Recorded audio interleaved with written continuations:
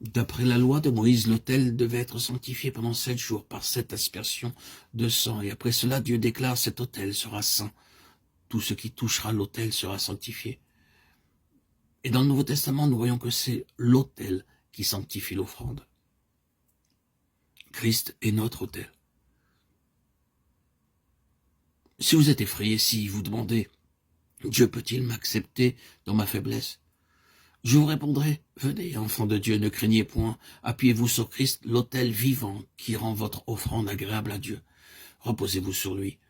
Si faible, si indigne que je sois, l'autel sanctifie l'offrande. En Jésus, m'appuyant sur lui, je serai accepté par Dieu malgré ma faiblesse, et mon offrande sera agréable à ses yeux. Cherchez à maintenir cette vérité non seulement comme une doctrine nécessaire au salut des inconvertis, une doctrine qui leur montre de quelle manière ils peuvent obtenir un pardon entier et immédiat, mais cherchez à maintenir cette vérité comme ayant en elle le pouvoir de nous procurer un accès continuel auprès de Dieu. Si nous marchons dans la lumière, nous sommes mutuellement en communion, et le sang de Jésus-Christ, son Fils, nous purifie de tout péché. 1 Jean 1,7. C'est en Christ que la porte qui conduit à mon Père céleste est ouverte à chaque moment. C'est par le sang de l'agneau de Dieu que la vie divine venue d'en haut coule à chaque moment dans notre cœur. Christ n'est pas seulement notre exemple. Christ n'est pas seulement notre sacrifice expiatoire. Mais Christ est aussi celui qui demeure avec moi, comme mon sauveur, mon ami, mon chef et mon guide. Oui, telle est la précieuse promesse que notre Seigneur a laissée à ceux qui lui appartiennent. Voici, je suis avec vous tous les jours. Et auparavant, il avait dit, alors que ses disciples ne pouvaient encore le comprendre, là où 2 ou 3 sont réunis en mon nom, je suis au milieu d'eux. Ce que vous et moi avons besoin de réaliser, c'est ceci, que Jésus-Christ est plus près de nous que notre plus intime ami.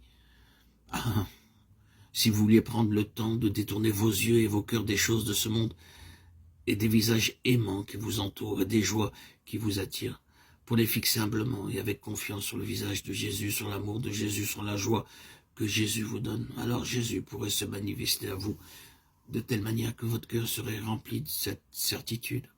Jésus est avec moi. Jésus est dans ma vie. Jésus est ma vie.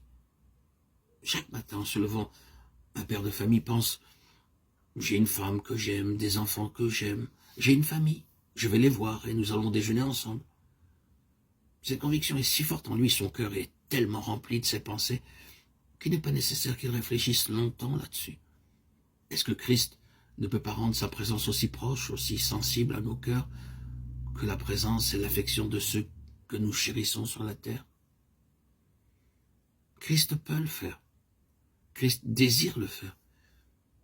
Et Christ est digne que nous lui permettions de le faire. Oh, Dieu, quand donc ton Fils sera-t-il pour nous plus proche que père et mère, femme ou mari, enfant ou frère? Oh, hâte ce moment glorieux.